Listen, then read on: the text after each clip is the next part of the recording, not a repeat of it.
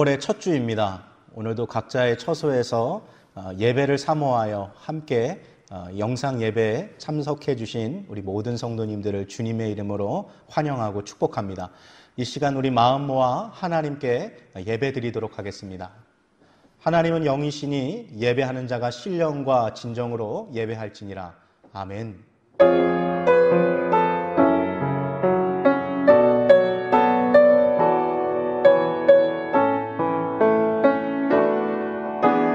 주님 큰 영광 받으소서. 홀로 찬양 받으소서.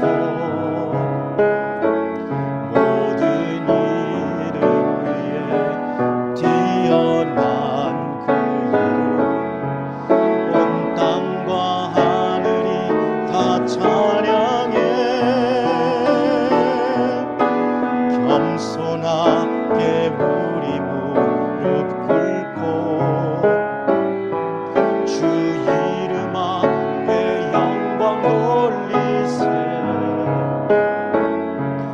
모두 절하세. 독생자 예수 주님께 찬양 드리리. 모든 영광과 존귀와 능력 받으소서. 받으소서. 영광과 존귀와 능력 받으소서. 받으소서.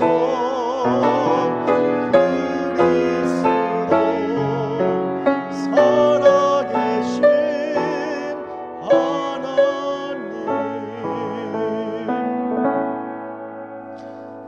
내 마음의 악을 씻어버리라. 그리하면 구원을 얻으리라. 악인은 그의 길을, 불의한 자는 그의 생각을 버리고 하나님께로 돌아오면 그가 긍휼히 여기시고 너그럽게 용서하시리라. 아멘. 우리 지난 한 주간 지은 죄들을 하나님 앞에 고백하며 이 시간 사죄의 은총 구하는 시간 갖도록 하겠습니다.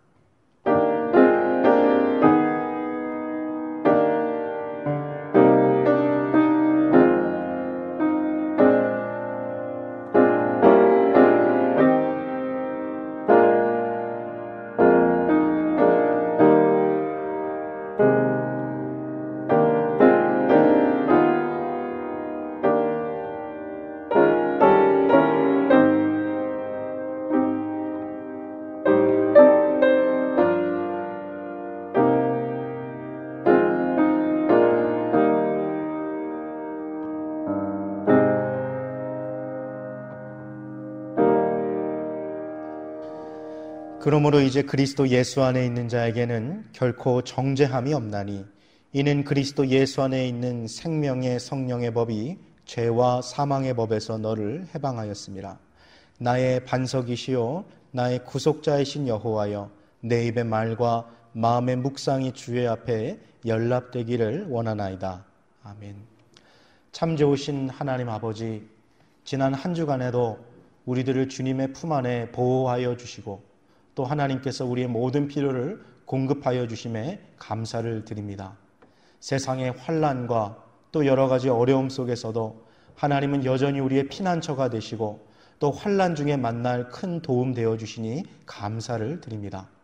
그럼에도 불구하고 지난 한 주 우리가 하나님 보실 때에 또다시 부끄러운 죄를 지었음을 이 시간 고백하며 하나님 보실 때에 기쁨이 되지 못하는 마음의 생각과 또 입술의 말들과 또 손과 발의 행동들이 있었음을 이 시간 주님 앞에 고백하오니 십자가에서 흘리신 보배로운 피로 우리의 죄를 씻어주시고 우리의 마음과 생각을 새롭게 하시며 하나님을 향한 사랑을 다시 한번 횃불이 불타듯 일어나게 하여 주시옵소서. 예배를 통하여 찾아오시는 주님, 이 시간 각자의 처소에서 예배드리는 우리 성도님들의 각 가정에 찾아가 주셔서 하나님께서 한량없는 은혜와 하늘로부터 쏟아지는 평강과 또한 복을 내려 주시옵소서. 이 모든 것 살아계신 우리 구주 예수 그리스도 이름으로 기도합니다. 아멘.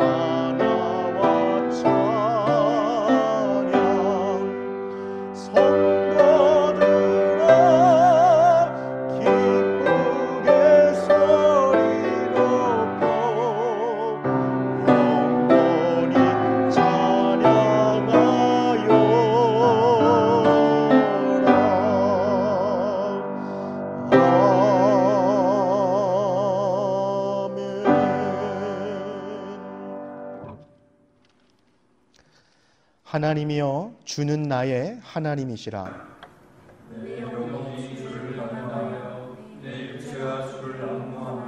내가 주의 권능과 영광을 보려 하여 주의 인자가 생명보다 나음으로 내 입술이 주를 찬양할 것이라. 이러므로 내 평생에 주를 송축하며 주의 이름으로 인하여 내 손을 들리리라. 골수와 기름진 것을 먹음과 같이 내 영혼이 만족할 것이라. 내 입이 기쁜 입술로 주를 찬송하되 내가 나의 침상에서 주를 기억하며 밤중에 주를 묵상할 때 영혼이 주는 나의 도움이 되셨으나 내가 주의 날개 그늘에서 즐거이 부르리이다. 아멘. 전능하사 천지를 만드신 하나님 아버지를 내가 믿사오며 그 외아들 우리 주 예수 그리스도를 믿사오니 이는 성령으로 잉태하사 동정녀 마리아에게 나시고 본디오 빌라도에게 고난을 받으사 십자가에 못 박혀 죽으시고 장사한 지 사흘 만에 죽은 자 가운데서 다시 살아나시며 하늘에 오르사 전능하신 하나님 우편에 앉아 계시다가 저희로서 산 자와 죽은 자를 심판하러 오시리라. 성령을 믿사오며 거룩한 공회와 성도가 서로 교통하는 것과 죄를 사하여 주시는 것과 몸이 다시 사는 것과 영원히 사는 것을 믿사옵나이다. 아멘. 광고 말씀을 드립니다.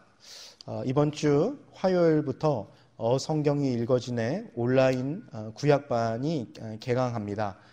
아직 신청을 못하신 분들 가운데서 추가로 신청을 희망하시는 분들은 저에게 문의를 해주시면 제가 신청을 통해서 교재를 나눠드리도록 하겠습니다. 그래서 아직 신청 못하신 분들께서는 꼭 월요일까지는 그래도 말씀을 해주시면 좋겠습니다. 그래서 함께 이번 기회에 구약 성경을 좀 함께 좀 깊게 볼 수 있는 그런 기회가 되었으면 좋겠습니다.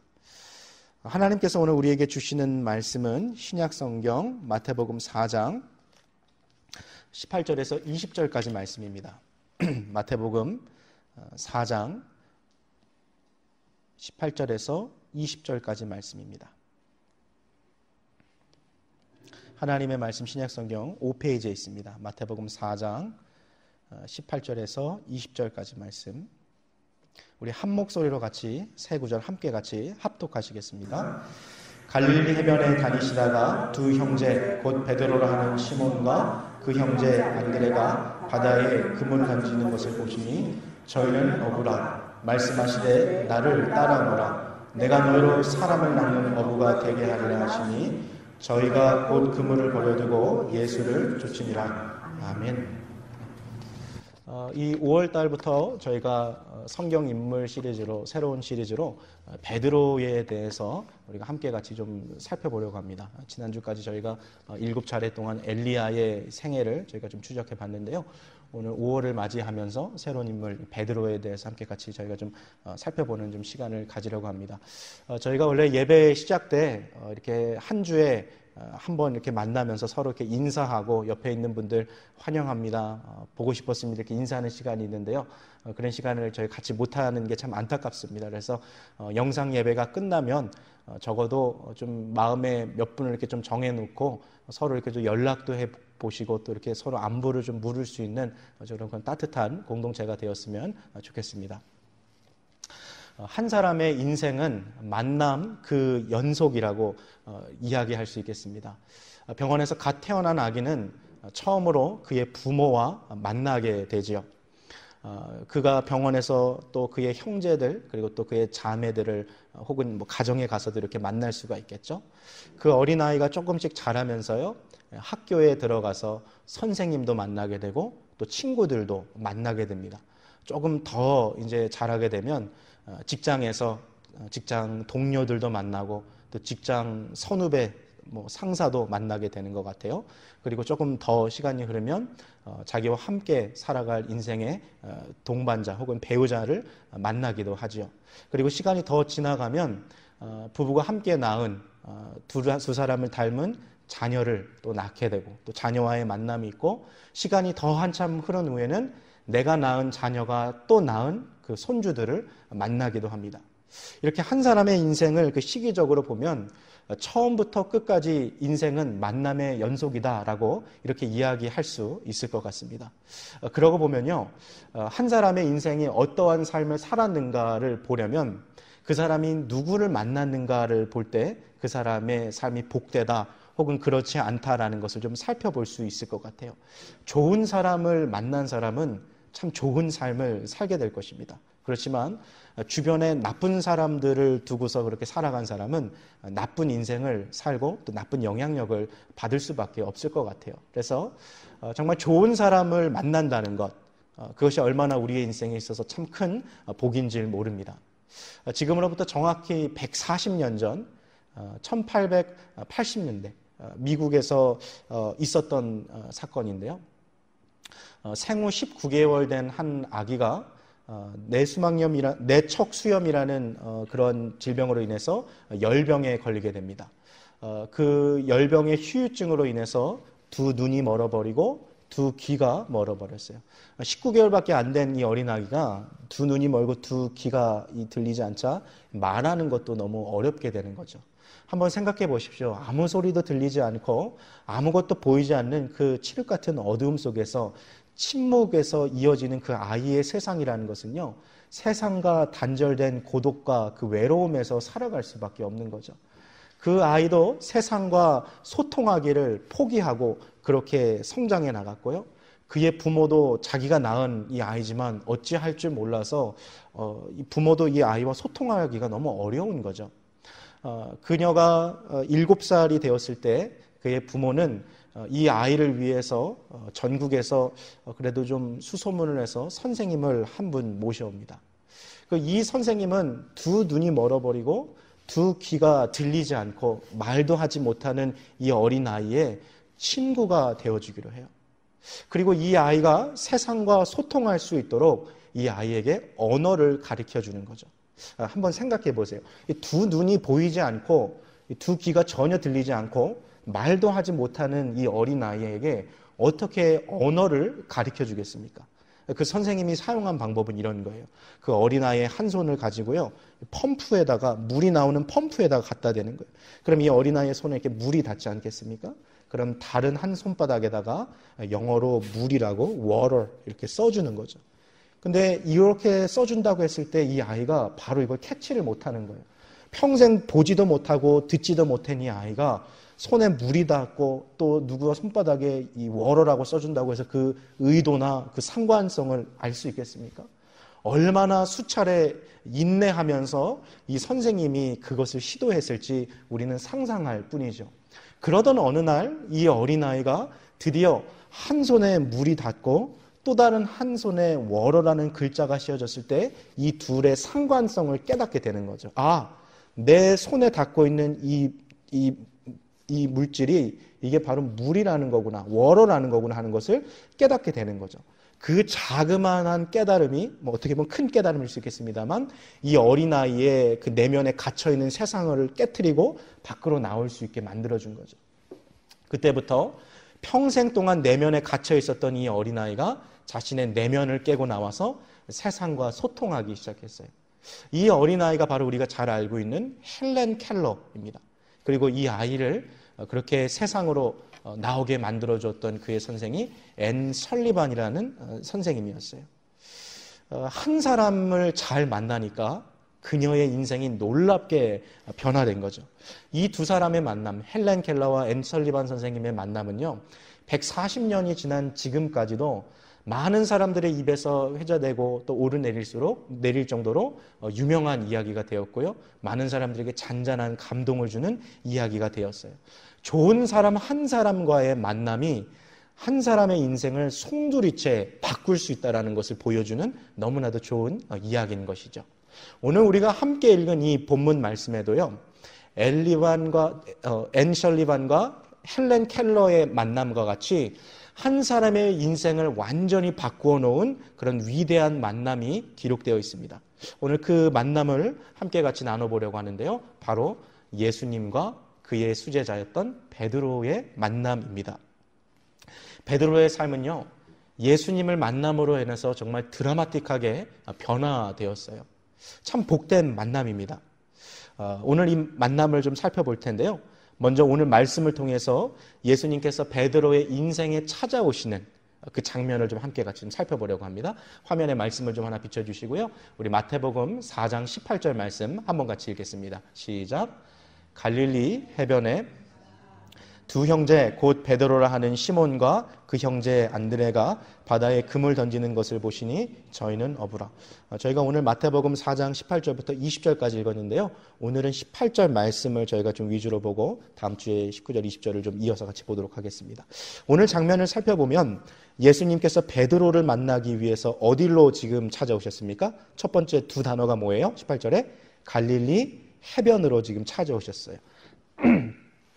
왜 예수님은요 갈릴리에 찾아오셨을까요? 잘 생각해 보면 이 당시에 수도가 지금 어디입니까? 예루살렘이죠. 종교적 중심지, 경제적 중심지, 그리고 이 당시에 가장 잘난 가문, 그리고 학구적으로도 가장 뛰어난 사람들, 가장 스마트한 사람들, 가장 센스 있는 사람들 다 어디에 몰려 있어요? 예루살렘에 몰려 있는 거죠. 우리나라도 막 가능하면 대학 갈 때 다 인서울로 보내려는 이유가 뭡니까? 거기에 있어야지 그래도 타고난 사람들하고 교제하고 만날 수 있거든요. 그래서 인프라가 구축이 되거든요. 그러니까 예수님도요, 탁월한 사람, 뛰어난 사람 만나려 했으면 이 당시에 갈릴리로 갈 것이 아니라 어디로 가셨어야 됐어요? 예루살렘으로 가셨어야 됐어요. 거기에 부자들, 그리고 학자들, 그리고 정말 뛰어난 사람들, 자기의 분야에서 탁월한 사람들이 다 예루살렘에 모여 있었거든요. 그렇다면 왜 예수님께서는 이 예루살렘에 가지 않고 갈릴리로 가셨을까요? 지금 예수님이 갈릴리에 뭐 하러 오셨습니까? 3년 반 동안 자기 곁에서 함께 생활할 동역자, 그리고 이후에 자기가 부활하고 승천한 후에 복음의 증거를 이어갈 후계자를 지금 찾고 계신데, 예수님께서 수도 예루살렘으로 오신 것이 아니라 변방의 갈릴리로 찾아오셨다는 것은 우리에게 무언가 시사하는 것이 많은 거죠. 오늘 이 장면을 좀 피부로 와닿게 한번 이런 장면으로 우리가 좀 상상해서 각색해서 봤으면 좋겠어요. 전 세계적으로 유명한 한 대기업의 총수가요, 이제 나이가 어느 정도 들어서 자기가 은퇴를 하고 이 거대 기업을 물려받을 후임자를 찾고 있는 거예요. 자식도 없고 아들도 없고 누군가를 물려줘야 되는데 누군가를 물려줄까 이렇게 고민하는 가운데 이제 부하 직원들이 이 총수에게, 회장님한테 이 이력서를 이렇게 몇 개 넣어보는 거죠. 회장님, 이 사람은 어떻습니까? 딱 준 거 봤더니요, 이력서가 아주 화려해요. 하버드 대학교 경영학과 박사학위 소유자. 얼마나 대단합니까?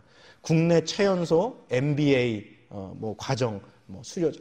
보니까 이게 흠잡을 데가 없는 거예요. 가족을 봐도 가족들도 다 좋은 직업 갖고 있고, 집안도 빵빵하고, 사진 보니까 막 인물도 좋고, 막 키도 좋고, 야, 이거 뭐 하나 빼놓을 것이 없는 너무나도 좋은 인물이에요. 근데 이 회장님이 자기 직원들이 준 그 이력서를 그냥 책상 위에 그대로 이렇게 놓고서 그대로 차를 타고서 저 멀리 남해로 가는 거죠. 그리고 그 남쪽에 있는 어느 이름 모를 시골 동네에 가서요, 그 남쪽 바다에서 고기를 잡고 있는 한 20대 청년을 보는 거예요. 유심히 살펴보니까 이 청년이 열심히 일하거든요. 열심히 일하고 이제 부둣가로 배를 대고 내리고 있는 그 청년을 향해서 이 대기업 총수가 가가지고, 여보게, 자네 나를 따라오게. 내가 자네 내 후계자로 삼겠네. 여러분, 이러한 사건이 일어났다고 한번 생각해 봅시다. 이게 얼마나 정말 입이 떡하고 벌어질 일 아니겠습니까? 아마 다음날 이 사실을 알게 되면요, 신문사에 기사가 정말 대서특필로 날 거예요. 뉴스에 하루 종일 이 사람 사진 나오고요, 많은 사람들이 이 사람에 대해서 이야기하는 정말 장안의 화제가 되고 두고두고 이 사람에 대한 이야기들이 막 전해지지 않겠습니까? 여러분, 오늘 본문의 내용이 바로 그러한 거죠. 예수님께서 3년 반 동안 온 세상을 말씀으로 창조하신 하나님이신 예수님께서 3년 반 동안 자기와 함께 동역할 동역자를 뽑으시고, 이후에 자기의 복음을 이어줄, 복음 사역을 이어갈 후계자를 찾고 있는 이 장면에서 주님께서 탁월한 사람들, 부자, 좋은 직업, 좋은 집안, 그리고 좋은 가정에서 자란 사람들 다 뒤로 하고서 변방의 갈릴리로 찾아가고 계시다라는 것은요, 우리에게 무언가 지금 깨달음을 주고 있는 것이죠. 18절 말씀을 보니까 예수님께서 갈릴리 해변가로 찾아가셨다 그랬어요. 시골 깡촌 갈릴리 지역입니다. 그 중에서도요, 하루 종일 뜨거운 태양 아래서 이 바다 위에서 일하다 보니까 목이나 얼굴이나 할 것 없이 시커멓게 혹은 벌겋게 이 태닝, 이 타버린, 그려버린 그런 정말 시골 사람들이 살고 있는 어촌으로 가신 거죠. 여러분, 예나 지금이나요, 큰 도시에서 멀리 떨어져서 변두리에 산다라는 것은 무슨 의미예요? 가난하다는 의미예요. 그리고 이 사람들은 중심 인물들이 아니라 소외된 인물들이죠. 사회에서 중요한 사람들은 대부분 다 이 도시 가까운 데 있지 않습니까? 그리고 변두리에 산다라는 것은 뭐예요? 인정받지 못하고 천대받는 사람들이라는 거예요. 실제로 이 당시에도요, 예루살렘 사람들이요, 갈릴리 사람들을 얼마나 무시했는지 몰라요. 우리나라도 이렇게 서울 사람들이 요즘엔 좀 덜한 것 같습니다만 예전에는 막 지방 사람들 막 무시하고 그랬잖아요. 사투리 쓰면 막 무시하고 막 그런 경우들이 강했어요. 요즘에는 이제 그런 것들 개성으로 좀 인정하는 것들이 많습니다만 이 당시에도 그런 거죠. 예루살렘 사는 사람들이 변방, 북쪽 경계에 사는 갈릴리 사람들을 얼마나 무시했는지 몰라요. 근데 한번 생각해 보세요. 예수님은요, 정말 신중한 분이셨어요. 신중에 신중을 가하신 분이셨을 거예요. 제자들을 뽑을 때 밤새 기도하셨던 분이거든요. 그런 예수님께서 지금 자기의 동역자요 복음 사역의 후계자를 찾는데 이 중요한 일을 하시면서 그 좋은 예루살렘은 뒤로 하고 변방의 갈릴리 해변, 시골 깡촌으로 찾아오셨다는 거예요. 우리 주님께서 일하시는 방법을 보면요, 주님은 변방에 있는 자를 부르셔서요, 중심에 이르도록 사역하시는 일들을 많이 보게 됩니다.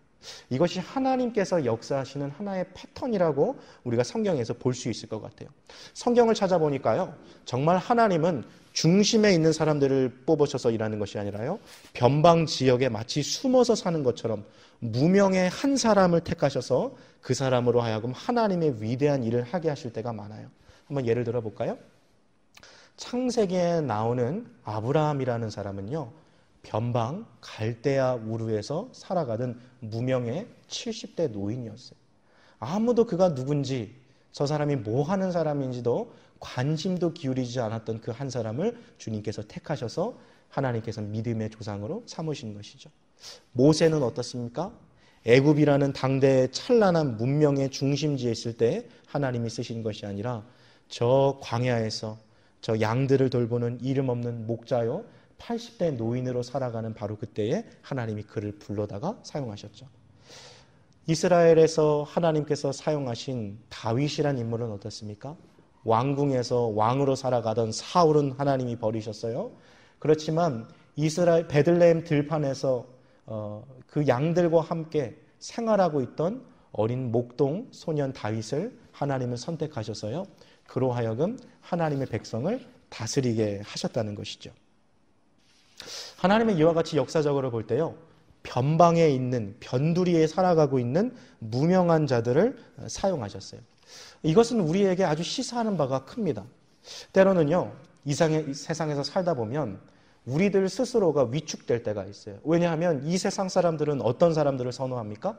좋은 대학 나온 사람들, 가문도 좀 빵빵한 사람들. 미국도요, 알고 보면 10대 가문이 다 정해져 있어요. 미국에서 유명한 가문들, 우리가 잘 아는 뭐 케네디 가문 같이. 그럼 그런 가문 정도 돼야지, 뭐 아이비 리그 정도는 나와야지, 그리고 좀 내가 주머니에 돈도 어느 정도 좀 있어야지, 그리고 내가 직업이 좀 내세울 수 있어, 뭐 여러 가지들이 있지 않습니까? 이런 것이 있어야지만 그 사람이 성공했고 그 사람이 좀 그래도 괜찮은 사람이다라고 보는 거죠. 근데 그러한 가치들이 우리도 모르게 이렇게 계속 노출되다 보니까 내 자신이 너무 초라해 보이는 거예요. 나이는 먹어가는데 뭔가 내 삶에서 이루어 놓은 것은 없는 것처럼 보이고, 내 주변에 있는 사람들은 뭔가 계속해서 계단을 타고 혹은 등에 날개를 달고 막 높이 올라가고 있는 것 같은데 나만 어떻게 보면 참 이렇게 힘들고 어려운 바닥에서 여전히 살아가고 있는 모습을 보면 내 인생이 너무 참 때로는 가련하게 보이기도 하는 거죠. 내 자신을 보면서도. 그러면서 스스로 정말 나와 같은 인생도 하나님께서 정말 사용하실 수 있을까? 나같이 정말 가방끈도 짧은 사람이, 나같이 참 소유도 별로 없는 사람이, 나같이 뭔가 남들에게 자랑할 만한 요소가 없는 사람도 하나님께서 사용하실까? 라는 그런 의문들이 우리 스스로에게도 들 때가 있다라는 거예요. 그런데 오늘 이 본문 말씀을 통해서 그러한 의구심을 가지고 있는 우리들에게 하나님께서 놀라운 정답을 주고 계신 것이죠.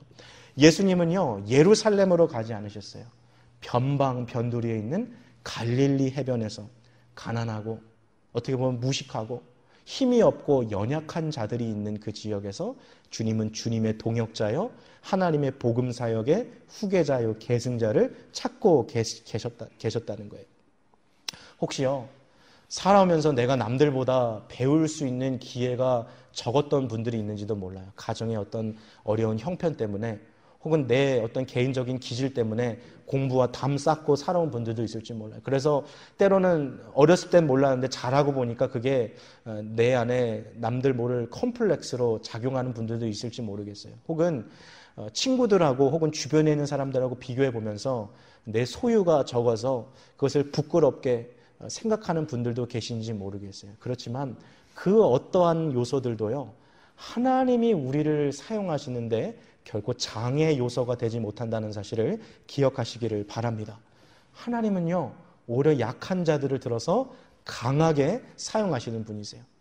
하루는 예수님의 제자 중에 한 사람인 나다나엘이 예수님은 처음 만날 때 그의 친구 빌립이 예수님을 소개하면서 내가 메시아를 만났다, 그는 나사렛 출신 예수다라고 말했을 때 나다나엘이 뭐라고 그랬습니까? 나사렛에서 무슨 선한 것이 나겠느냐라고 말했어요. 그런데 우리 주님께서는 바로 그 천한 나사렛 시골 달동네 출신이었던 30대 청년 목수 예수를 통해서 세상을 구원하셨어요. 주님 스스로가 변방 변두리 출신이었다라는 것은 바로 그를 따르는 제자인 우리들에게 하나님께서 말씀하고 계신 내용이 있는 것이죠. 이것이 하나님께서 일하시는 원리였어요. 하나님께서 약한 자들을 들어서 강한 자들을 치시고, 연약한 자들, 미련한 자들을 통하셔서 하나님께서 교만한 자들을 하나님께서 오히려 치게 하셨죠. 사무엘상 2장에 기록된 기도의 여인 한나의 고백을 우리가 좀 한번 살펴봤으면 좋겠는데요. 사무엘상 2장 7절에서 8절 우리 화면에 보여주시고요. 함께 같이 읽겠습니다. 시작. 여호와는 가난하게도 하시고 부하게도 하시며 낮추기도 하시고 높이기도 하시는도다. 가난한 자를 진토에서 일으키시며 빈핍한 자를 거름더미에서 드사 귀족들과 함께 앉게 하시며 영광의 위를 차지하게 하시는도다. 땅의 기둥들은 여호와의 것이라 여호와께서 세계를 그 위에 세우셨도다. 7절로 다시 한번 돌아가 보세요. 여기 주어가 누굽니까? 가난하게도 하시고 부하게도 하시고 낮추기도 하시고 높이기도 하시는 분이 누구시래요? 첫 번째 단어가 뭐예요? 누가요?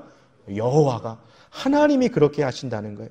기도의 여인 한나의 고백처럼 여호와께서는 가난하게도 하시고 부하게도 하시고 낮추기도 하시고 높이기도 하신다는 거예요. 주님이 그렇게 하신다라는 거예요. 사랑하는 성도 여러분, 지금 우리가 살고 있는 것, 내가 지금 지내고 있는 것이 혹시 갈릴리처럼 보이진 않으세요? 내 인생은 왜 지금 여기밖에 안 되나? 나는 왜 이렇게 가난해야 되나? 나는 왜 이렇게 연약해야 되나? 내 친구들, 내 주변에 있는 사람들 다 저렇게 잘 되는데 나는 왜 이렇게 변방에 머물러야 되나? 바로 우리들을 지칭하는 이 표현은 아닌지 모르겠어요. 그러나 기독교의 역사, 하나님의 일하심은 어디서부터 시작합니까? 무명한 자, 연약한 자, 가난한 자들로부터 시작되었어요. 여러분, 시편을 제가 요즘에 묵상하면서 너무 많이 느낀 게 뭐냐면 이 다윗이라는 사람이 기록한 이 시편에요, 다윗이 스스로를 가리켜서 나는 가난하고 궁핍하오니라는 표현을 얼마나 많이 썼는지 몰라요. 우리가 볼 때는 그 사람이 왕이니까 다 가졌다 생각했지만 그거는 그의 인생의 후반기고요. 전반기를 살펴보면 그가 얼마나 가난한 집 출신이었는지, 그가 얼마나 궁핍한 삶을 살았는지 우리가 볼 수 있는 것이죠. 하나님의 실로 부족하고 연약한 인생을 들어쓰시는 사람이세요. 물론 이 설교를 들으면서 우리가 균형을 좀 가질 필요도 있어요. 하나님이 물론 부자도 사용하세요. 힘 있는 자도 주님 사용하세요. 그렇지만 부자도요, 힘 있는 사람도요, 자기가 가지고 있는 컴플렉스가 있어요.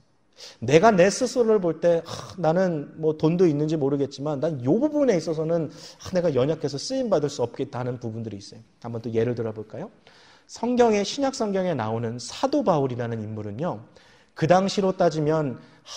당시로 따지면 하버드대나 옥스퍼드대에 해당하는 명문 그 학파 출신이에요. 가말리엘 학파 출신인데 이 당시에 신약시대 당시에 3대 랍비 중에 한 사람인 힐렐이라는 사람의 제자가 바로 바울이었어요.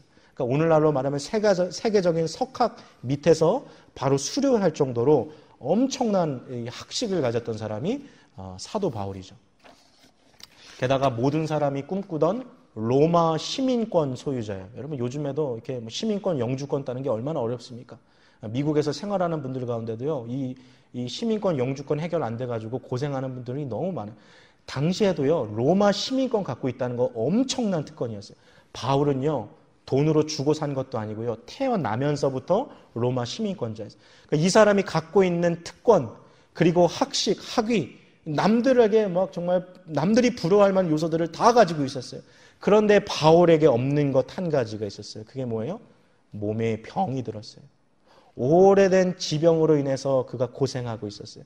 그게 안질인지 간질인지 우리가 알 수는 없지만 그는 이 질병으로 인해서 너무나도 고생하고 있었어요. 그래서 하나님 앞에 이것을 좀 없애달라고 얼마나 간절히 기도했는지 몰라요. 여러분 한번 생각해 보세요. 예나 지금이나요. 몸이 건강하지 못하고 병에 걸려서 아프다 하는 것은요. 삶의 큰 고통이고 정말 몸에 가시가 박혀 있는 것과 같아요. 이 일상생활이 너무 어려운 거죠. 그런 바울에게 하나님께서 뭐라고 말씀하셨어요? 우리 화면에 고린도후서 12장 9절 말씀 한번 비춰주시고요. 한번 같이 읽겠습니다. 고린도후서 12장 9절입니다. 시작. 내 은혜가 내게 족하도다. 이는 내 능력이 약한 데서 온전하여 짐이라. 자, 9절 말씀 계속 보고 계세요. 이걸 이렇게 바꾸어 말할 수 있을 것 같아요. 나는 너에게 충분한 은혜를 베풀었다. 누가 말씀하시는 거예요? 하나님이요. 하나님이 근데 왜 그렇게 말씀하세요? 왜냐하면 나의 능력은 너가 약한 데서 비로소 완전해지기 때문이다. 여러분 살면서 누구나 다 부족한 부분이 있기 마련이에요. 내가 볼 때는 완벽한 인생을 살고 있는 저 사람도 스스로 생각할 때는 부족한 것이 있고 모자란 것이 있는 것 마련이에요. 그러나 나의 부족함이 하나님께 쓰임받지 못하는 핑계나 구실이 될 수가 없다라는 거예요. 여러분 구약 성경에 나오는 모세라는 사람을 기억하십니까? 위대한 민족의 리더자라고 불려지는 모세지만 사실 그는요 말을 잘하지 못하는 사람이었어요. 성경을 보니까 그는 어쩌면 말을 더듬었던 사람인지도 모르겠어요. 그래서 어느 정도였는지 하나님께서 야 모세야 너 애굽에 가서 내 백성을 구원해라 말했을 때 모세가 하나님 앞에 뭐라고 변명했어요? 하나님 저는 말이 둔한 자입니다. 혀가 둔한 자입니다. 저 말고 다른 사람 보내주십시오. 이거를 원어로 살펴보면 하나님 저는 말을 더듬는 사람입니다 라고 모세가 말했던 거예요. 여러분 입술을 창조하신 여호와 하나님께서요 말이 둔한 자를 어찌 사용하지 못하시겠어요? 여러분 예전에도 그랬고 지금도 마찬가지예요. 하나님은요 그렇게 힘들고 또 연약하고 어려운 자들을 통하여서 주님의 놀라운 역사를 하세요. 나는 입이 둔하여서 못합니다 라고 얘기했던 그 모세를 들으셔서 하나님은 홍해를 가르시고 이스라엘 백성들을 출애굽하는 역사로 사용하신 것이죠. 왜 예수님은 그의 동역자를 뽑는데 그의 복음 사역의 후계자를 지금 선출하는 이 중요한 이 선택을 앞두고 갈릴리 시골 깡촌에 오셨을까요? 왜 갈릴리 해변으로 오셨을까요? 그것은요 다른 사람들은 보지 못하지만 주님만이 보시는 것이 있었어요. 다른 사람들의 눈에 볼 때는요 그냥 검게 타버린 피부, 그냥 넘실넘실대는 파도를 이어가면서 배에서 그물을 올리고 있는 그 시골 어부 베드로를 보고 있었는지 모르지만 주님 눈에는 베드로가 어떻게 보였어요? 한 번 설교에서 3,000명을 회심시킬 수 있는 놀라운 복음 증거자의 모습이 우리 주님께서는 보였던 것이죠. 사랑하는 성도 여러분, 세상의 기준으로 우리 자신을 제한하지 마세요. 주님은 우리를 통해서 일하실 때 나의 가난, 나의 연약함, 심지어 나의 병듦, 이 뭐 어떤 것도 장애나 문제가 되지 않습니다. 오히려 하나님은 연약함을 통해서 능력을 역사하세요. 한번 생각해 보십시오. 하나님은요 말라버린 그 모세의 손에 있던 지팡이를 통해서요 홍해를 가르셨어요. 하나님은요 그 둥글둥글한 그 조약돌을 통해서요, 그것을 다윗의 손에 주셔서 거인 골리앗을 쓰러뜨리게 하셨어요. 하나님은요, 어린 나이에 작은 도시락을 통하여서 5,000명을 먹이셨어요. 하나님은요, 이름도 모를, 무슨 나무인지도 모를 그 나무 두 조각을 통하셔서요, 온 인류를 구원하시는 십자가로 사용하셨어요. 그 별 볼 일 없는 물질들도 놀랍게 사용하실 수 있는 하나님이라면 왜 하나님이 우리를 사용하시지 못하시겠습니까? 시골 깡촌 갈릴리 어촌에서 고기 잡는 무명의 인생이라 할지라도 주님이 붙드시면 세상을 변화시키는 위대한 삶을 살 수 있었듯이 어떠한 불우한 환경이나 어려운 형편 가운데 처해 있는 사람도 하나님께 쓰임받을 수 있다는 이 사실을 기억하시길 바라요. 중요한 것은요, 그것을 기억하며 우리가 하나님 앞에 쓰임받을 수 있도록 거룩하게 자신을 준비하는 것이 중요합니다. 그렇게 늘 자신을 거룩하게 준비하실 수 있는 저와 여러분들이 되시기를 바라요. 이 갈릴리 해변에서 배를 타고 고기를 잡고 있었던 사람들이 근데 베드로와 안드레만 있었을까요? 아니요. 요즘은 지금은 코로나 때문에 그런 게 없지만 원래 지금 1년 중 이때에 지금 다운타운 시카고 내려가 보면요, 그 미시간 해변에 그 요트나 배가 얼마나 많이 뛰어 있는지 몰라요. 정말 그 장관이죠, 그것도. 이 당시도 마찬가지였을 거예요. 여러분, 갈릴리 해변에서 배를 타고 고기 잡던 배가 베드로 배 하나밖에 없었겠습니까? 이 당시 고기를 잡아서 생계를 유지하던 어부들이 수도 없이 많았을 거예요. 예수님은 근데 아무 배나 지금 그냥 올라타서 마침 그 배가 베드로 배여가지고 야, 너 내 제자 할래? 이렇게 지금 랜덤하게 그냥 아무 조건 없이 그냥 그를 선택하신 것이 아니죠. 주님은요, 베드로를 유심히 관찰하셨어요.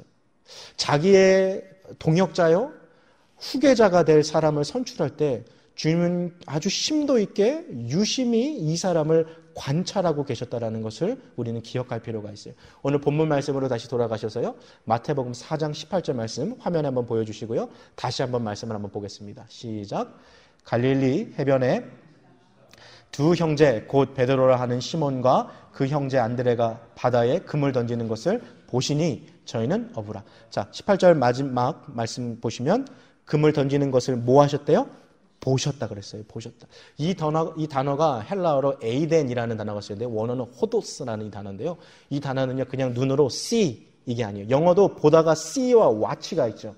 그냥 보는 게 있고 주의 깊게 보는 게 있어요. 헬라어도 마찬가지예요.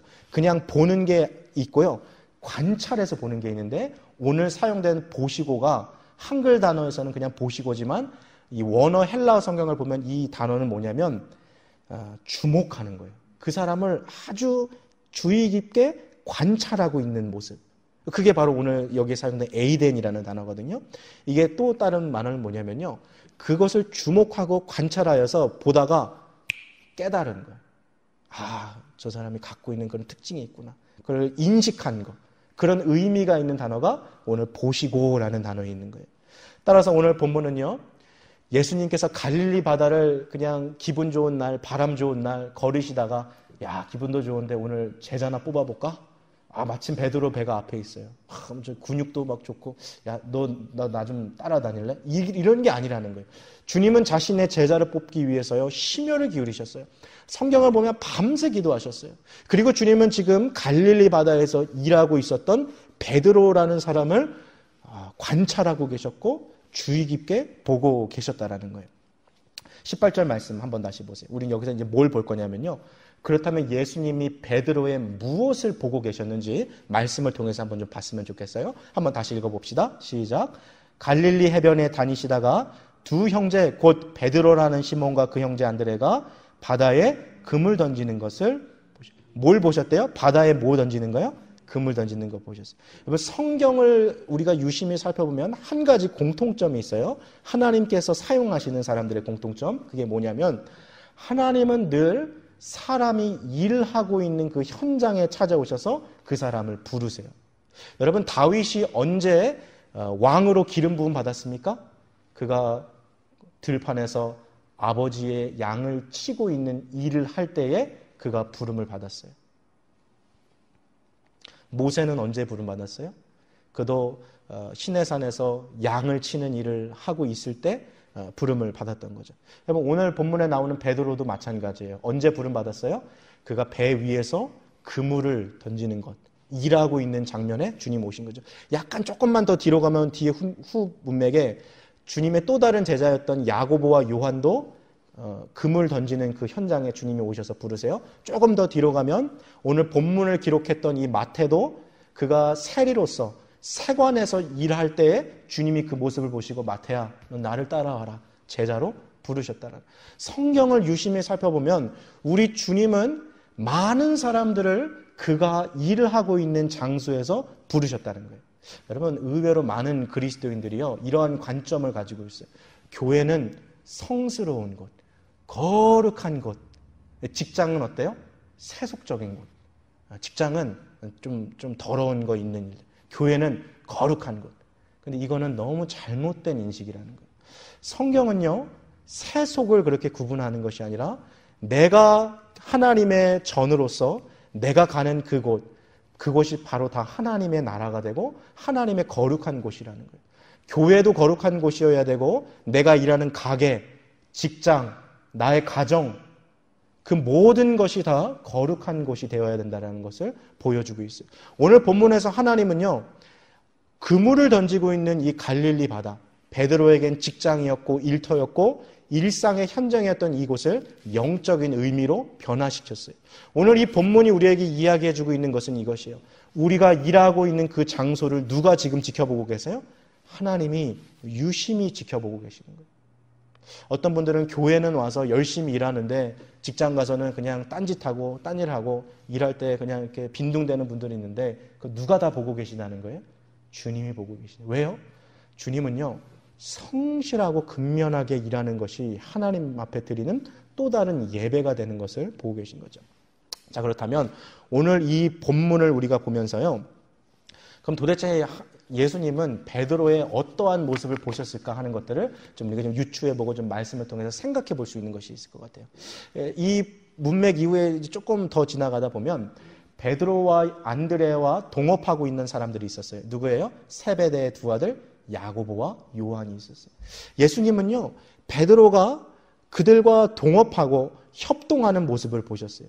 여러분, 이 세상 직장에서요, 관계를 잘한다는 것이 얼마나 힘든지 몰라요. 오늘 이 자리에서 지금 예배 드리시는, 또 각자의 처소에서 예배 드리시는 성도님들 가운데 가게에서 일하는 분들도 자기가 뭐 인폴로이어든지 아니면 인폴로이든지 고용주든지 고용원이든지 이 같이 일하는 사람하고 관계를 잘 맺는다는 것이요, 이게 얼마나 힘든 건지 몰라요. 학생들도 마찬가지예요.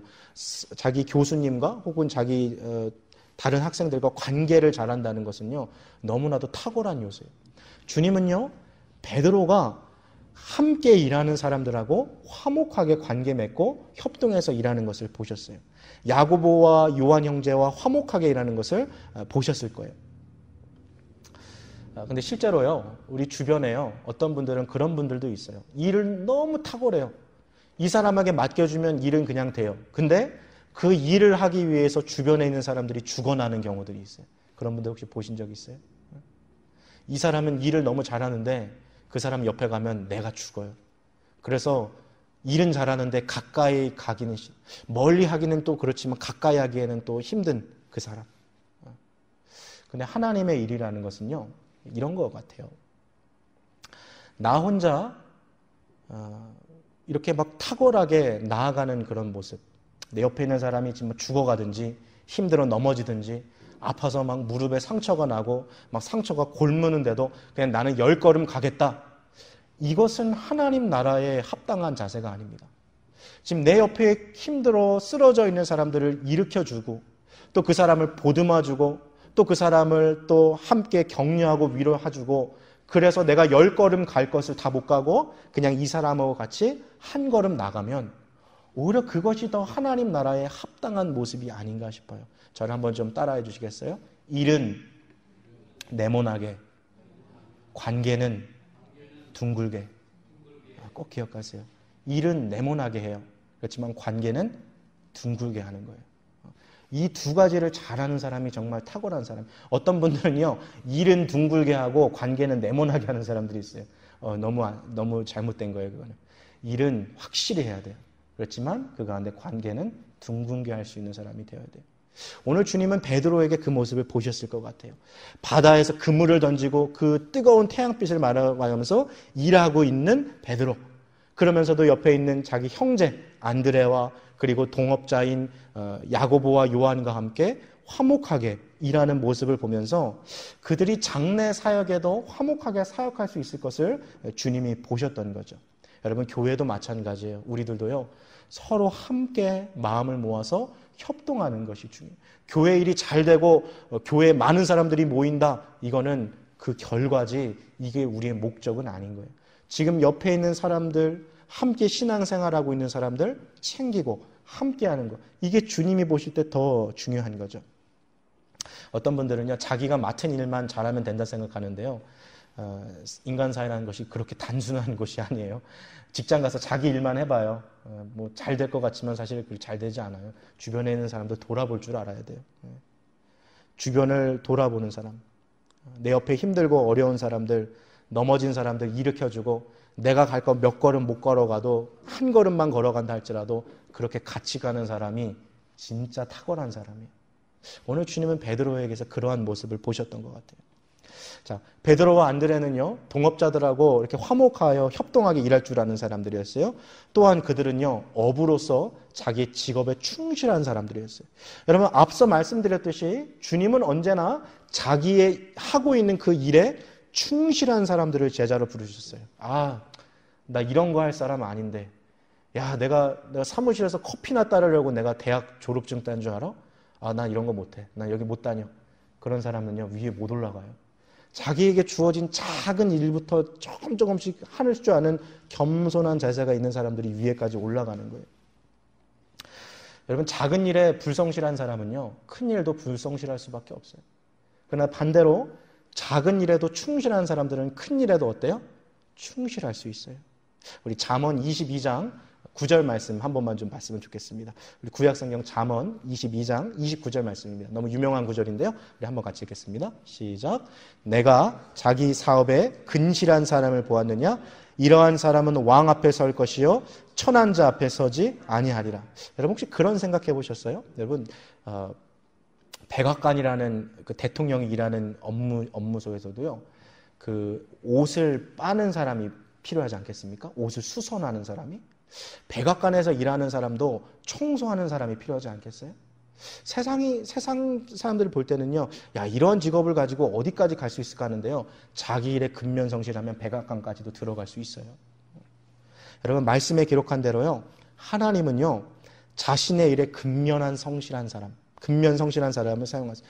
게으른 사람, 불성실한 사람은 하나님 나라 일하는 것에 적합하지 않습니다. 갈릴리 해변에 찾아오신 예수님은 베드로 형제와 야고보 형제의 이 성실하게 일하는 모습을 관찰하고 보셨던 것이죠. 앞서 이야기했던 대로 어떤 분들은요, 교회와 세상을 나눠요. 이분법적으로 생각해요. 그래서 교회는 거룩한 곳, 세상은 그냥 속한 곳. 그래서 교회에 와서는 열심히 일하는 분들이 있는데, 모범적인 분들이 있는데, 세상의 직장에 나가서는 그냥 대충하고 딴짓하는 분들이 있어요. 여러분, 우리가 살고 있는 이 모든 것이 하나님이 다스리시는 세상입니다. 교회도 주님이 다스리시는 세상이고, 직장도 하나님이 다스리시는 세상이에요. 같은 원리로 우리의 가정도 하나님께서 다스리시는 곳이에요. 여러분, 예수님은 오늘 베드로가 고기를 잡고 있는 이 갈릴리 바다, 그의 일터, 그의 일상의 현장을 영적인 장소, 예배의 장소로 바꿔버리셨어요.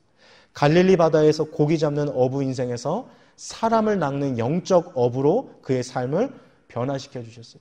여러분, 사람들이 볼 때는요, 세상에 하찮은 직업이 있는지 모르겠어요. 그렇지만 주님 보실 때 그런 직업 없습니다. 세상에 볼 때 하찮은 인생이 있는지 모르겠어요. 그러나 하나님 보실 때 하찮은 인생이라는 것은 존재하지 않아요. 누구라도 예수님 앞에 붙잡히면 그 사람의 인생은 완전히 다른 인생을 살 수 있어요. 그러기 위해서 필요한 것이 성실하고 근면하게 맡은 일에 최선을 다하는 거예요. 훗날에요, 베드로가 예수님을 따르면서 주님 앞에 이런 고백을 해요. 주님 보소서, 우리는 모든 것을 버리고 주를 쫓았나이다. 실제로 베드로는 정말 그랬어요. 고기를 잡을 때도 최선을 다했던 베드로는 예수님을 따르는 제자가 되어서도 정말 최선을 다해서 살아갔어요. 주님은 바로 그러한 성실한 모습을 보시고 베드로를 제자를 부르셨죠. 기억하십시오.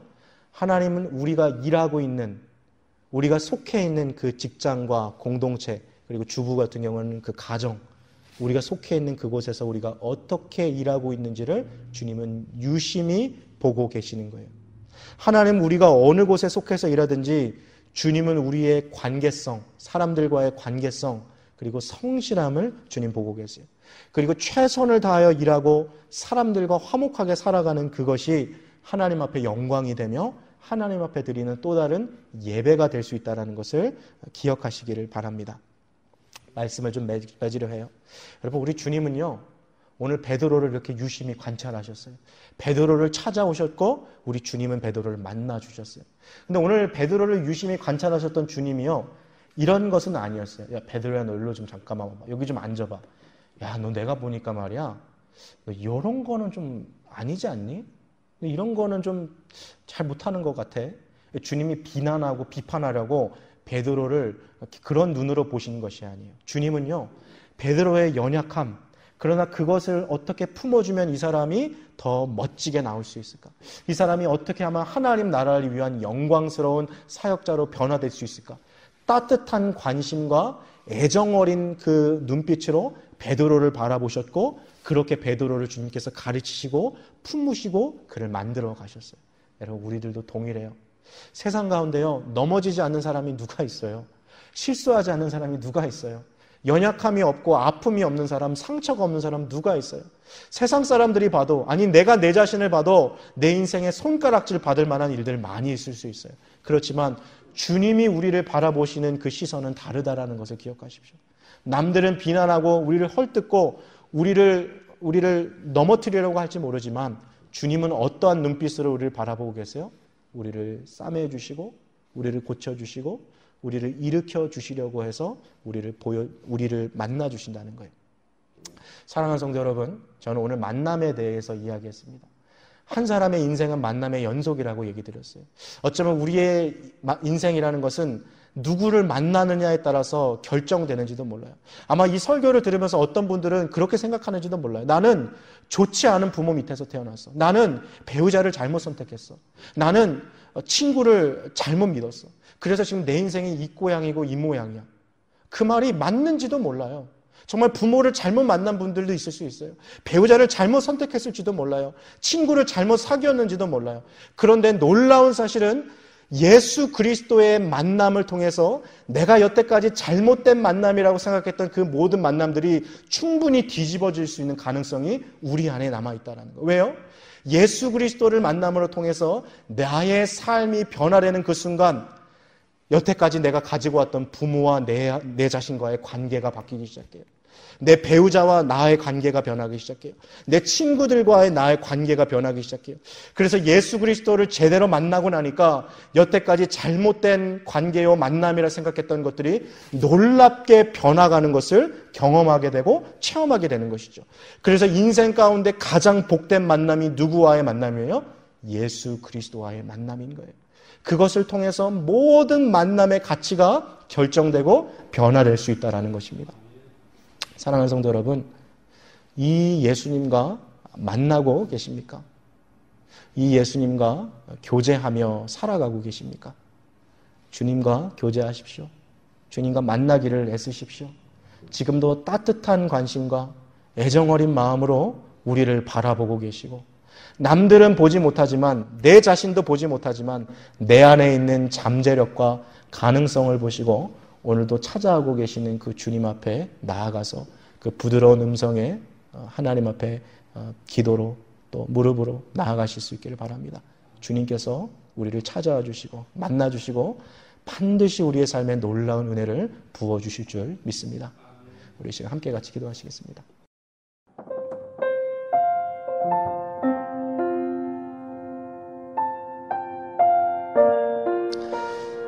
사랑하는 성도 여러분, 우리의 인생은 정말 만남으로 구성되어 있습니다.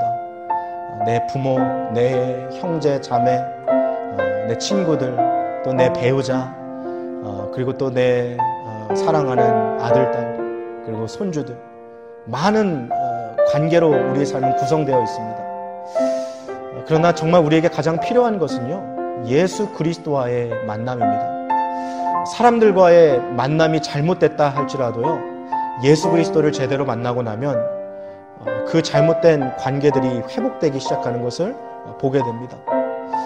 우리가 가장 사모해야 할 분, 정말 우리가 만나야 할 분이 바로 그래서 예수 그리스도입니다. 오늘 이 시간에 우리 주님을 사모하는 마음으로 기도했으면 좋겠어요. 하나님, 나는 이미 예수 그리스도를 영접한 그리스도인입니다.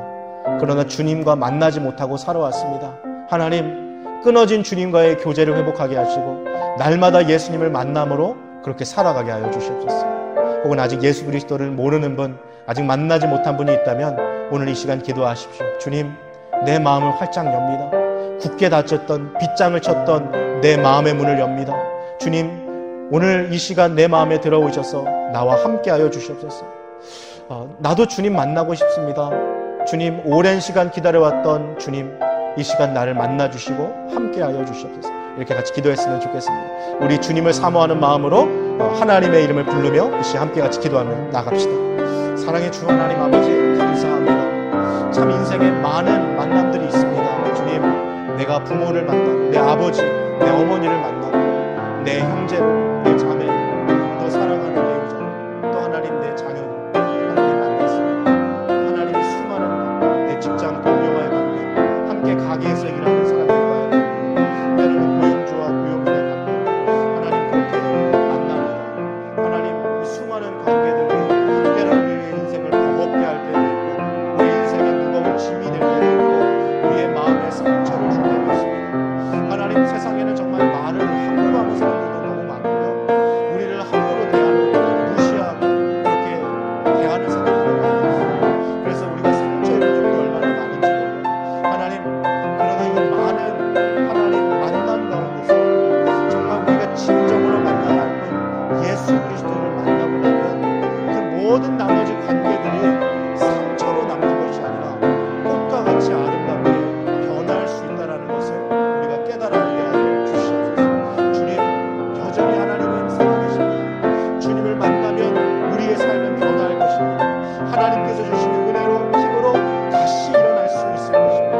아버지 하나님, 세상을 살아가면서 왜 그렇게 하나님을 만나지 못하는지, 왜 그렇게 하나님 앞에 나아가지 못하는지, 우리의 있는 정욕과 우리의 욕심을, 탐심을 버리고 하나님 앞에 나아가 주님의 이름을 부르게 하여 주시옵소서. 아버지 하나님, 지금도 우리의 삶을 눈여겨보고 계시는 주님, 주목하여 보고 계시는 주님, 깊게 관찰하고 계시는 주님, 우리를 위하여 말할 수 없는 탄식으로 기도하고 계십니다. 하나님, 우리의 연약함을 아시는 주님이시고, 하나님, 주님을 만나기 위해 이 자리에 왔습니다. 하나님, 그 어느 때보다도 이 시간 주님 우리를 가까이 만나주시고 우리에게 말씀하여 주시고 우리와 함께하여 주시옵소서. 하나님, 우리의 마음을 다시 한번 일으켜 주시옵소서. 오 하나님 아버지, 주님의 마음을 일으켜 주시옵소서.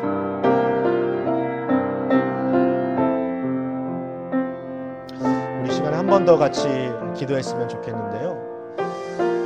요즘에 코로나 바이러스로 인해서 가족들이 이렇게 함께 같이 머무는 시간이 많아지다 보니까 화목하게 지내는 가정들도 있겠습니다만은 오히려 이렇게 더 싸우고 다투는 가정들도 많이 있다 그래요. 그러고 보면 나도 모르는 사이에 내 가정에 대한 원망과 또 마음의 그러한 미움들이 있는 분들도 얼마나 많은지 모르겠어요. 우리 이 시간에요, 우리의 마음에 있는 그 원망과 또 쓴뿌리들을 하나님께서 좀 제거해 달라고, 하나님 녹여 달라고 우리가 기도했으면 좋겠는데요. 특별히 우리 부모, 내 아버지와 어머니 혹시 용서하지 못한 분들 있습니까? 지금이라도 용서하십시오. 내 형제 자매 아직도 용서하지 못한 사람이 있습니까? 용서하십시오. 하나님, 사랑할 수 있는 마음들을 부어주시고, 하나님, 저들도 하나님 이 힘들고 어려운 때를 잘 이겨나갈 수 있도록 은혜해 주시옵소서. 혹은 자녀를 용서하지 못한 우리 부모님 계세요? 우리 아들, 딸 용서할 수 있는 시간이 되었으면 좋겠습니다. 그 마음에 안에 있는 원망과 분노가 또 미움이 사라지는 시간이 되었으면 좋겠습니다. 하나님 정말 우리 가운데 찾아오셔서 우리의 가정에 화목함을 더하시고, 하나님 우리의 가정도 거룩한 주님의 처소입니다. 하나님 우리의 가정을 하나 되게 하시고, 우리의 가정에 주님 주시는 기쁨과 평강이 머물게 하여 주시옵소서. 하나님 우리의 가족들을 붙잡아 주시옵소서. 우리 좀 이 마음 가지고요, 하나님께서 주시는 마음을 구하고 같이 기도했으면 좋겠습니다. 함께 같이 기도하시겠습니다. 사랑의 주 여호와 하나님 아버지, 혹 예배드리고 있는 지금 이 시간 가운데 함께 앉아있는 또 가족 가운데 불화를 겪고 있거나 다투고 마음 가운데 원망과 또 미움으로 담을 쌓고 있는 하나님 그런 성도님들은 없는지, 하나님 때로는 관계라는 것이 참 우리의 마음처럼 되지 않아서 어려울 때가 있습니다. 잘해보고 싶고 잘해주고 싶은 마음은 있는데 겉으로 나오는 우리의 언어는 그것을 다 표현하지 못할 때가 너무나도 많습니다. 서로의 마음과 마음이 이어지지 않아서 오해를 살 때도 얼마나 많은지 모릅니다. 그러나 하나님 그 모든 것들을 다 하나님 내려놓고 먼저 내 자신의 연약함을 인정하게 하여 주시옵소서. 상대방의 어떠한 무남과 상대방의 어떠한 잘못이나 부족한 부분을 지적하기 위해서 하나님 그렇게 관계를 맺는 것이 아니라 정말 저 사람의 연약함을 품어주고 저 사람의 아픔을 내가 내 아픔으로 생각하고 그 연약함을 오히려 내가 채워줄 수 있는, 이해해줄 수 있는, 그냥 그 모습 그대로 받아줄 수 있는 넉넉한 마음을 갖게 하여 주시옵소서. 하나님 예수 그리스도께서 우리에게 보여주신 사랑이 바로 그러한 사랑 아닙니까? 우리가 여전히 죄인 되었을 때에, 우리가 여전히 악인이었고 우리가 부족할 때에 예수님께서 십자가에서 우리를 위해 대신 죽으심같이 하나님 내 사랑하는 가족 부족한 것이 많다 할지라도, 내 마음에 들지 않는 것 있다 할지라도 하나님 용서하게 하여 주시옵소서. 내 기준에 맞추어서 사랑하는 것이 아니라 하나님의 사랑으로, 그 하나님의 무조건적인 사랑을 받은 자로서 나도 내 가족을 용서하고 사랑하고 끝까지 품을 수 있는 하나님의 성도들이 되어지게 하여 주시옵소서. 가정에 화목함을 주시옵소서. 기쁨을 주시고 평강을 주시옵소서. 하나님 아버지, 지금 너무나도 힘들고 어려운 마음으로 예민해져 있는 이때입니다. 서로가 서로에 대해서 조금 더 배려하고 존중하고 이해할 수 있는 그런 성숙한 가족들이 될 수 있도록 주님 아버지 역사하여 주시옵소서. 예수 그리스도를 닮아가고 천국에 임하는 가족이 될 수 있도록 도와주여 주시옵소서. 특별히 하나님 각 가정을 붙잡아 주셔서 힘들고 어려운 이때를 주님의 은혜로 이겨나가게 하시고, 하나님의 은혜로 아버지 하나님 주님 주시는 이 어려움들을 모두 이겨나갈 수 있도록 주님 은혜 베풀어 주시옵소서. 우리 시간의 마지막으로 한 가지 더 같이 기도할 때요, 이제 5월이 시작되었는데요, 우리 이 5월 한 달 가운데서도 하나님 주님의 은혜를 베풀어 주셔서 하나님이 힘들고 어려운 때를 이겨나가게 하여 주시옵소서. 우리 마음에 있는 개인의 염려와 근심을 하나님 앞에 맡기는 기도를 했으면 좋겠고요, 또 우리 함께 신앙생활하는 우리 성도님들 위해서 기도했으면 좋겠고요, 이 코로나가 빨리 종식될 수 있도록 하나님 함께하여 주시옵소서. 우리 좀 이 기도 제목들을 놓고서 우리 마지막으로 우리 한 번 더 같이 마음 모아서 같이 기도하시겠습니다. 사랑의 주 하나님 아버지 감사합니다. 하나님 정말 참 힘들고 어려운 분들이 많이 있습니다. 아버지 하나님 이 어려운 때를 어떻게 이겨나가야 될지, 언제 이것이 끝날지 한숨 짓고 고민하는 분들, 또 눈물 흘리는, 또 하나님 신음에 잠겨있는 분들이 너무 많이 있습니다. 하나님 오늘 이 시간 우리의 염려와 하나님의 근심들, 또 앞날에 대한 두려움까지, 내일에 대한 그 한숨까지도 주님께 맡겨드립니다. 주님은 아십니다. 주님은 우리를 도우실 수 있고, 주님은 우리의 피난처가 되시고, 환난 중에 만나의 큰 도움 되시고, 주님은 우리의 요새가 되십니다. 아버지 하나님, 우리가 누구에게 피하겠습니까? 어디에 가서 도움을 구하겠습니까?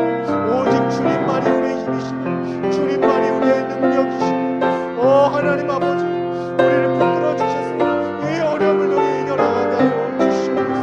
하나님 우리 부모스도 교회 성도들 어려운 가정 주님 찾아가 주셔서 그들의 마음의 아픔을 주님 만져주시고, 그들의 눈물을 주님 닦아주시고, 하나님께서 감싸라 주시고 위로하여 주시옵소서. 사람이 만질 수 없는 마음의 아픔이 있습니다. 하나님 오직 주님만이 치료하실 수 있는 아픔이 있고 눈물이 있어요. 하나님 애탄에 빠진 가족들, 슬픔에 빠진 가족들을 찾아가 주셔서 주님 위로하여 주시옵소서. 하나님 아버지 함께하여 주시옵소서. 주님 치료자가 되시고 위로자가 되시고 또한 하나님 공급자가 되어 주시옵소서. 부족한 삶들을 채우시고 하나님 아버지 하나님 먹이시고 입히시고 하나님께서 책임져 주시옵소서. 하나님 하루빨리 내가 종식되어지게 하여 주시옵소서. 아버지 일상으로 돌아가게 하시고 우리 성도들도 함께 같이 모여서 다시 예배드릴 수 있는 그날을 하루 성도로 좀 허락하여 주시옵소서.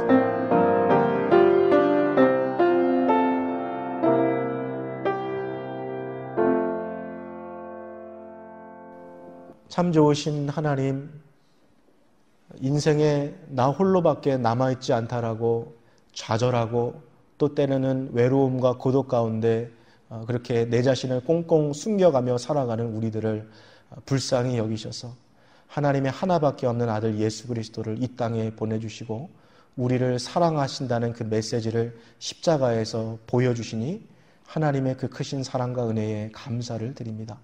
하나님, 우리가 여태까지 살아오면서 얼마나 많은 만남들을 가졌습니까? 때로는 그 만남 가운데서 상대방을 원망하고 또 불평하고 미워했던 우리들의 모습은 아닌지요. 그러나 하나님, 참 우리가 상처 입은 적도 많고 누군가에게 상처 준 적도 많음을 하나님 겸손히 고백합니다. 하나님, 그러나 이 모든 아픔과 상처들이 예수 그리스도를 만남으로 통해서 그냥 상처로 남아있는 것이 아니라 아름다운 꽃으로 열매 맺고 변화할 수 있음을 깨닫게 하시니 감사를 드립니다. 하나님, 변방 변두리에서 그렇게 살아가고 있던 베드로를 만나주심으로 인해서 저가 하나님 나라를 꿈꾸며 주님을 위해 살아갈 수 있는 새로운 삶을 살아갔던 것처럼 하나님, 우리들도 예수 그리스도를 만남으로 인해서 소망 없던 자들이 새로운 소망을 발견하게 하시고 또 삶의 목적을 잃어버렸던 자들이 분명한 삶의 목적을 가지고 주님을 위해 살아가게 하여 주시옵소서. 특별히 하나님, 힘없고 연약하고 또 무너진 삶을 살아가는 자들이 있습니다. 하나님, 그러한 삶도 예수 그리스도를 만남으로 통해서 회복될 수 있고 치료받을 수 있고 다시 일어날 수 있다는 것을 기억함으로써 이것이 복음의 능력임을 확신하며 이번 한 주 예수 그리스도와 교제하기에 힘쓸 수 있는 우리 모든 성도님들 되게 하여 주시옵소서. 함께 해 주실 것을 믿고 감사드리며 주 예수 그리스도의 이름으로 기도합니다. 아멘.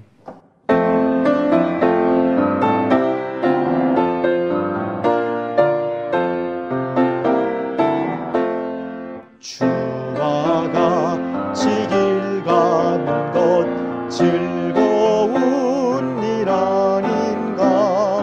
우리 주님 걸어가신 발자취를 밟겠네. 한 걸음 한